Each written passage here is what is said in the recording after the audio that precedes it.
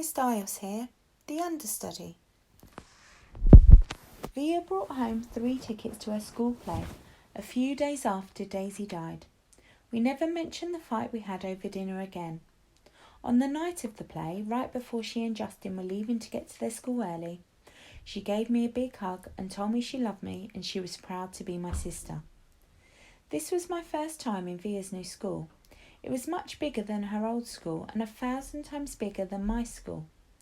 More hallways, more room for people. The only really bad thing about my bionic Lobo hearing aids was the fact I couldn't wear a baseball cap anymore. In situations like these, baseball caps came in really handy. Sometimes I wish I could get away with wearing the old astronaut helmet I used to wear when I was little. Believe it or not, people would think seeing a kid in an astronaut helmet was a lot less weird than seeing my face. Anyway, I kept my head down and I walked right behind Mum through the long bright hallways. We followed the crowd to the auditorium, where students handed out programmes at the front entrance. We found seats in the 5th row, close to the middle.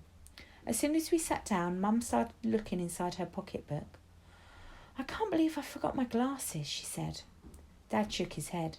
Mum was always forgetting her glasses or her keys or something or other. She's just flaky that way. "Do you want to move closer?" said Dad. Mum squinted at the stage. No, I can see okay." "Speak now, forever hold your peace," said Dad. "I'm fine," answered Mum. "Look, there's Justin," I said to Dad, pointing at Justin's picture in the programme. "That's a nice picture of him," he answered, nodding. "How come there's no picture of Via?" I said. "She's an understudy," said Mum, "but look, there's her name." "Why do they call her an understudy?" I asked. "Wow, look at Miranda's picture," said Mum to Dad. "I don't think I would have recognised her." "Why do they call her an understudy?" I repeated. "It's what they call someone who replaces an actor if he can't perform for some reason," answered Mum. "Did you hear Martin's getting remarried?" Dad said to Mum. "Are you kidding me?" Mum answered, like she was surprised. "Who's Martin?" I answered. "Miranda's father," Mum answered, and then to Dad, "Who told you?" I ran into Miranda's mother in the subway. She's not happy about it. He has a new baby on the way and everything. "Wow," said Mum, shaking her head. "What are you guys talking about?" I said. "Nothing," said Dad. "But why do they call it an understudy?" I said. "I don't know, Augie Doggy," Dad answered. "Maybe because the actors kind of study under the main actors or something. I really don't know."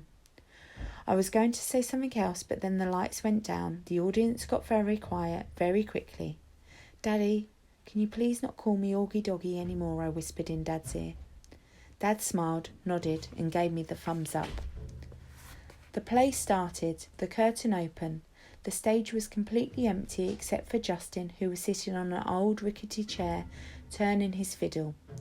He was wearing an old-fashioned type of suit and a straw hat. "This play is called Our Town," he said to the audience. "It was written by Thornton Wilder, produced and directed by Philip Davenport. The name of the town is Grover's Corners, New Hampshire, just across from Massachusetts. Line latitude 42 degrees 40 minutes, longitude 70 degrees 37 minutes. The first act shows a day in our town. The day is May the 7th, 1901. The time is just before dawn." I knew right then and there I was going to like the play. It wasn't like other school plays I'd been to, like The Wizard of Oz or Cloudy with a Chance of Meatballs. No, this was a grown-up seeming, and I felt something sitting there and smart watching it. A little later in the play, a character named Mrs. Webb calls out for her daughter Emily. I knew from the programme that was the part Miranda was playing, so I leaned forward to get a better look at her. "That's Miranda," Mum whispered to me, squinting at the stage when Emily walked out. "She looks so different."